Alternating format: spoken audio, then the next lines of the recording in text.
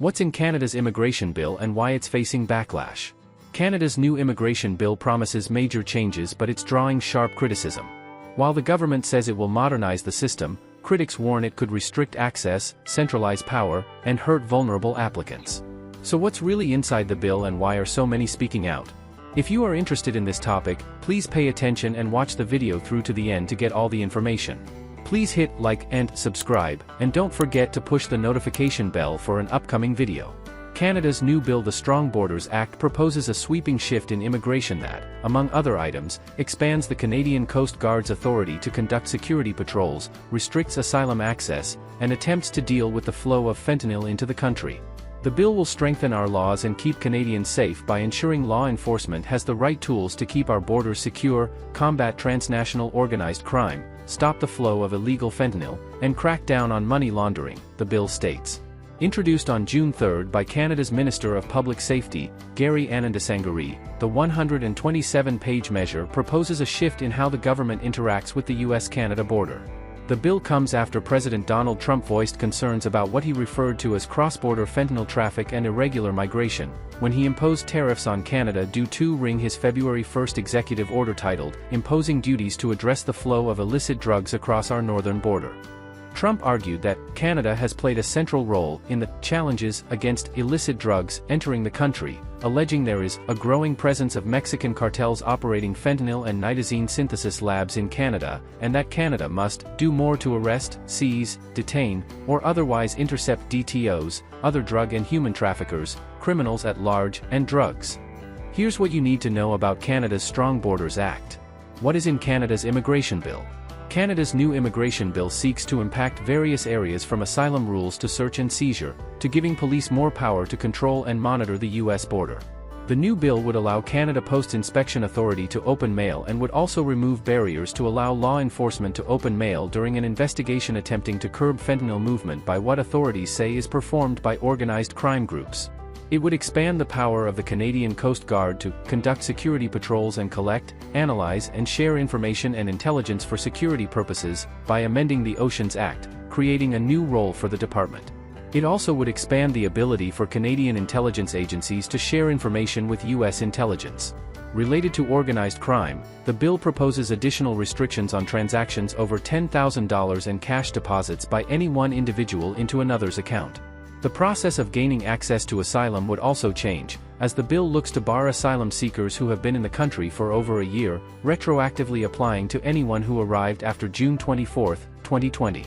It would further allow the government the ability to pause the acceptance of new applications and cancel, suspend, or change immigration documents immediately. Why is the bill facing backlash? The proposal has been met with strong opposition from immigration and human rights advocates in Canada, who argue it could restrict civil liberties and violate international refugee obligations. Jenny Ching Kwan, a Canadian politician who serves as the Member of Parliament for Vancouver East, issued a warning about the measure, stating that it should be alarming to Canadians. Looking at the bill, particularly with respect to the immigration provisions, it is very concerning to me that the government will now be breaching, I think, people's civil liberties, I think violating people's due process and taking away people's basic rights right now, Kwan told reporters. What we're looking at is the government giving broad, sweeping authority within the government to cancel applications, to withdraw applications, to suspend applications, even those that are already in the inventory that is under process. She also shared concerns about citizens' privacy, and the lack of apparent appeals processes in relation to the new sweeping immigration law. Canadian migrant justice group Migrant Rights Network also condemns the bill, stating that it would drastically restrict refugee protections and allow for mass deportations and immigration exclusion. They argue that the unchecked power enabled through this bill could allow for migrant groups to have their immigration status revoked en masse.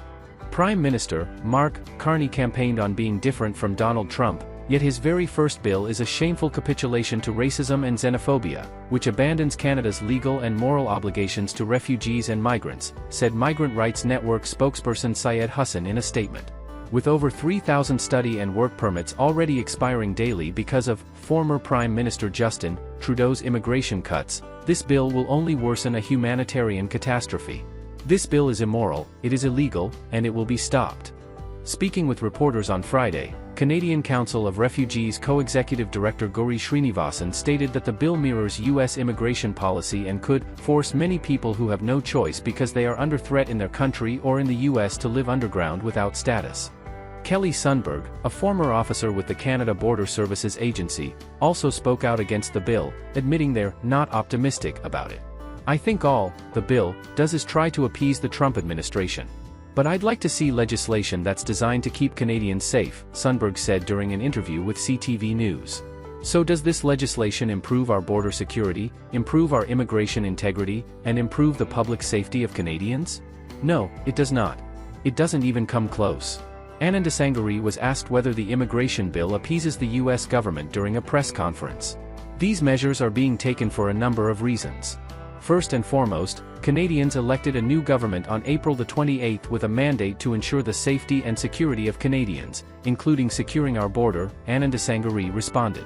"Of course, there's elements that will strengthen the relationship with the United States.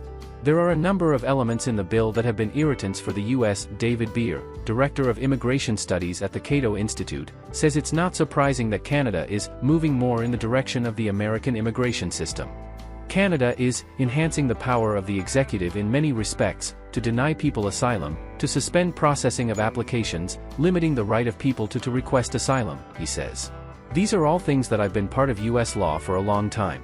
Still, according to Beer, this bill is more about domestic politics than international relations."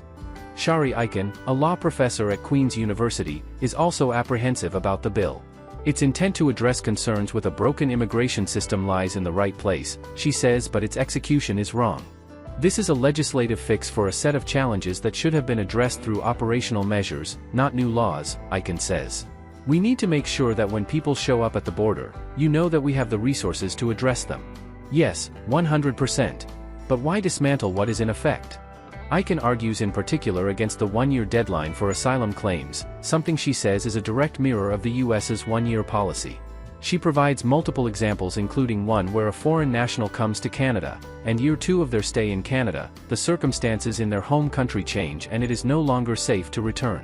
It's basically shutting off the pipeline to the hearing altogether and saying, the mere fact that you've been in a country for 12 months and 2 days means that you don't have access to a full-fledged refugee hearing, Iiken says. What it signals about the priorities of the government is that appeasing the White House right now is a #1 concern. The bill has sparked a national debate about fairness, control, and the future of immigration in Canada. Whether it passes as is or gets reworked, one thing is clear: the stakes are high and the world is watching. That is all for today, in this video. What are your thoughts on this? Please let us know in the comments section below. Thanks for watching the entire video. Hopefully, the information is useful to you. See you later, in the next video. Till then, take care.